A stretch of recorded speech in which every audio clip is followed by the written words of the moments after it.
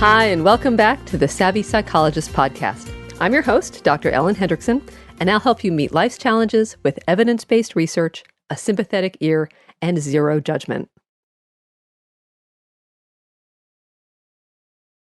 So a big thanks goes to listener Crystal Allen from New York, who wrote in asking about how to handle racist interactions. So last week on the podcast, we covered 6 tips to handle microaggressions, unintentional but hurtful comments or actions. This week, among other things, we'll talk about what to do if you accidentally open your mouth and insert your foot. Despite our best intentions, we all have and we all will. Of course, we're not going to solve racism in a 10-minute podcast, but here are 6 tips to approach the issue of racism. If you missed last week's episode, here's a quick recap. Microaggressions are unintended discrimination, like complimenting an Asian American individual on his English, asking a mixed race person, "What are you?" crossing the street when you see a minority man walking your way, or calling anyone exotic. Some microaggressions are particularly versatile. For example, I'm not racist, I have, insert minority group here, friends. Or, you're not like most, insert minority group here, people.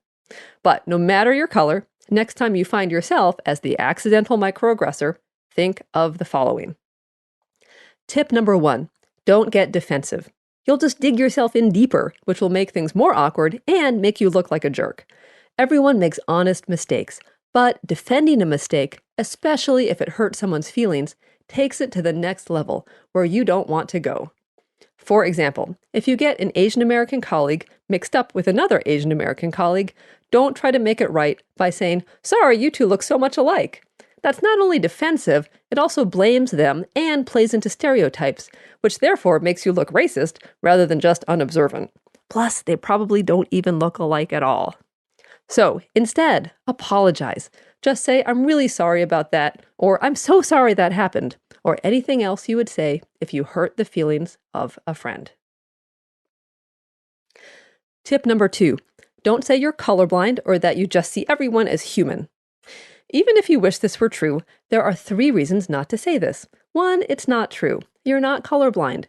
Racism is both an individual and a societal issue, but they're not mutually exclusive. You can't purify yourself of racism while living in this world. It's like trying to remain clean while walking straight through a mud puddle. So I had an acquaintance in college who claimed she was so colorblind she could have an entire conversation with someone and come away having no idea what the person's race was. She was well-intentioned, but it sent the message that race was something to be ignored. Which brings us to the second reason not to say you're colorblind. People are usually proud of their heritage or ethnicity, and more often than not, it's part of their very identity. And to willfully ignore that is to ignore an important part of who they are.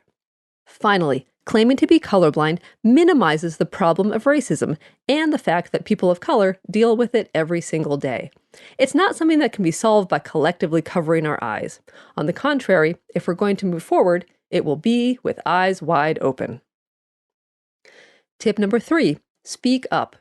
You're allowed to talk about racism and speak up when you see something happen that raises your hackles. This is actually key. The idea that stopping racism is the responsibility of people of color, or that white people can't do anything about it, is a misconception. You have the power to advocate for change, so don't be afraid to use it. Tip number 4, have a racial identity. Oftentimes, when asked to describe their racial background, white individuals will say something like, well, I don't really have a race. I've never really thought about it. I'm not really anything. Actually, it's okay to say you're white.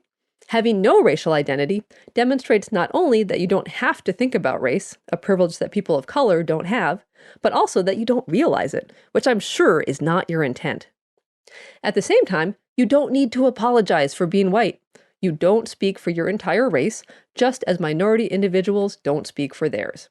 Build an anti-racist white identity by educating yourself about privilege, being aware of what your race gets you, and supporting changes that let everyone share the same starting line.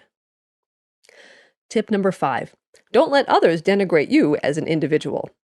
An essay from a white Princeton undergrad made the rounds of social media recently after he was told by a classmate of color, a bit flippantly and with a bit of hostility, check your privilege. So in the essay, he discusses his family's time in a concentration camp and rise from pennilessness to prosperity through education and hard work. So I salute his family and their sacrifices, and you can find a link to his essay in the show notes. I agree that he as an individual should not be held up as, quote, the oppressor. Just like people of color should be able to excel and achieve without being thought of as a credit to their race, individual white people should not be held responsible for history. That said, to quote New York Times op-ed columnist Nicholas Kristof, who is white, quote, I think for people who were born on third base and whose friends were born on third base and who assume a kind of third base context, it's really hard to understand the enormous obstacles that face those who, early in life, encountered a much less rosy environment. It's so easy to hit a home run from third base and say, boy, this is pretty easy. Why can't everyone else do this? The Princeton writer's point was that his family did not start on third base and that he and his family have struggled and worked hard. All this is true, and throughout American history, it's been easier to make it around the bases if you're white. Which brings us to tip number 6.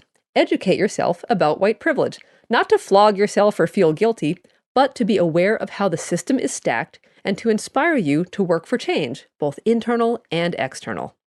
The classic 1988 essay, White Privilege, Unpacking the Invisible Backpack by Dr. Peggy McIntosh, who is white, is a great place to start. To use some of her examples, it can be startling to realize that, as a white person, you can be pretty sure that if you ask to talk to the person in charge, you will be facing a person of your race. Or that you can be sure if you need medical or legal help, your race won't be an issue.